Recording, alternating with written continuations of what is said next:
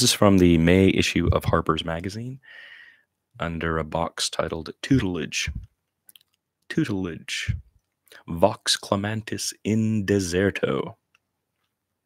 From descriptions of actions perpetrated by Professors Todd Heatherton, William Kelly, and Paul Hoyling in Dartmouth's Department of Psychology and Brain Sciences, as alleged in a lawsuit filed against the college in November by 7 female students. November of last year.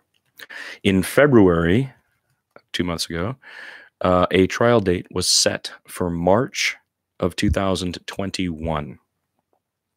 So these are descriptions of actions that are in this lawsuit, alleged in this lawsuit. Advised that a student break up with her boyfriend. Picked out dresses and shoes for students and offered to purchase them. Emphasized to a student the importance of putting sunscreen on her chest. Speculated that a student would not wear a push-up bra. Noted a preference for breasts with a ski jump shape. Demanded massages from students. Gave drunken bear hugs to students. Called a student a bitch for refusing to drink. Pressured students to attend pajama parties.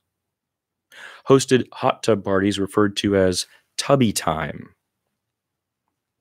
Encouraged students to come back and sleep at their homes after nights of drinking. Sent a student a photograph of his penis wearing a hat.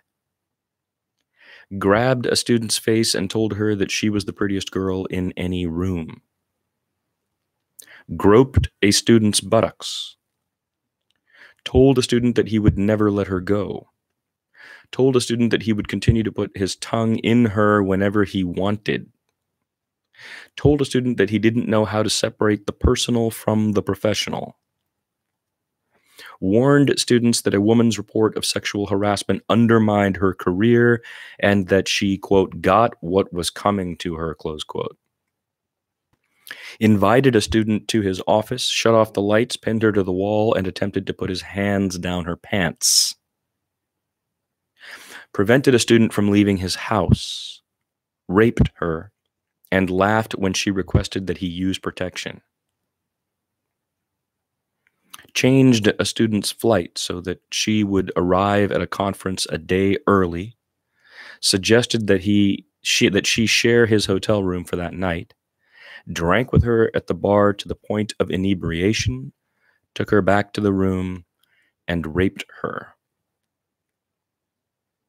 Hit a student with his car after drinking and referred to her as roadkill.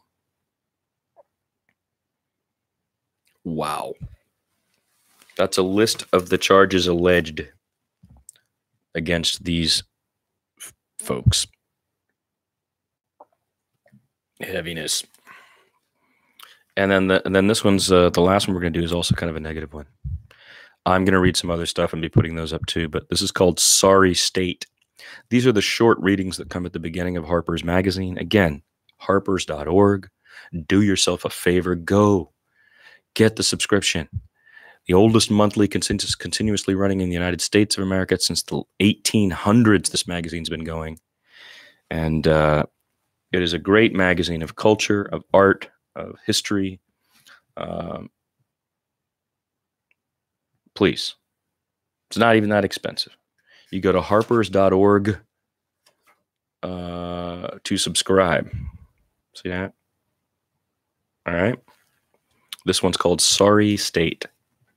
From behaviors for which local, state, and federal politicians in the United States have, in the past 1 year, publicly apologized. Posing with a Confederate flag. Dressing up as a Confederate soldier. Claiming that everyone uses racial slurs. Displaying in a glass case a Robert E. Lee biography, open to a passage that argued slavery was harder on white people than on black people. A Robert E. Lee biography. Open to the page that argued slavery was harder on white people than on black people. Advocating for a drug law from the Jim Crow era. These are things that have been apologized for in the last 1 year. Pledging to attend a public hanging if invited by a supporter. Criticizing black people for supporting Asian Americans. Claiming to be of Asian descent but trapped in the body of a white person. People apologized for these things. Saying that school integration is hampered because there aren't enough white children. Comparing to Hitler a Jewish politician whose family members were killed in the Holocaust. Comparing to Hitler a Jewish politician whose family members were killed in the Holocaust. Calling for the mass conversion of Jews to Christianity to hasten the second coming of Christ. Including a swastika in a campaign ad. Pretending during a campaign to have a college degree by posting a fake diploma naming a major that doesn't exist. Taking a list of people who liked a Facebook page and publishing the names as official campaign endorsements. Running a campaign ad about sexual assault survivors that named as victims people who had not claimed to be assaulted. Sending a campaign fundraising email that claimed there wasn't enough time to simultaneously fundraise and investigate sexual assault accusations. Oh my God. A local, state, or federal politician in the United States had to apologize for sending a campaign fundraising email that claimed there wasn't enough time to simultaneously fundraise and investigate sexual assault accusations. Sending an email mourning the shooting deaths of 2 people and linking that text to a campaign fundraising page.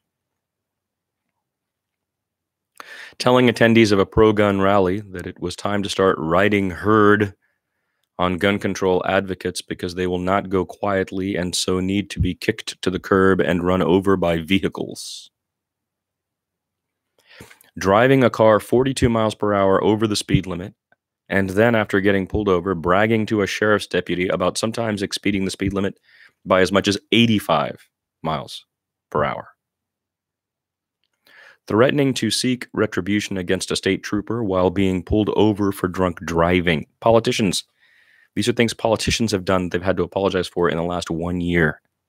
Local, state, federal, U.S., United States politicians. Responding to allegations of violating parking laws by telling the accuser to commit suicide. So I park badly. They come to tell me I park badly, and I told them to go kill yourself. This politician said, "Go kill yourself." Responding to reports of threats of physical violence against a colleague by saying, "Boo hoo hoo." Threats of physical violence. Saying during a budget meeting that a city commissioner had bleached her anus. Dropping trowel on television.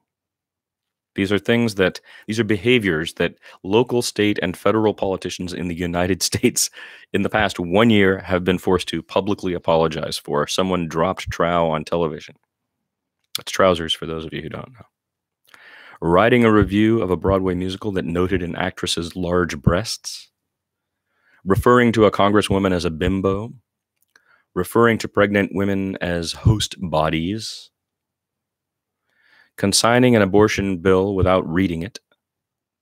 Co-signing an abortion bill without reading it.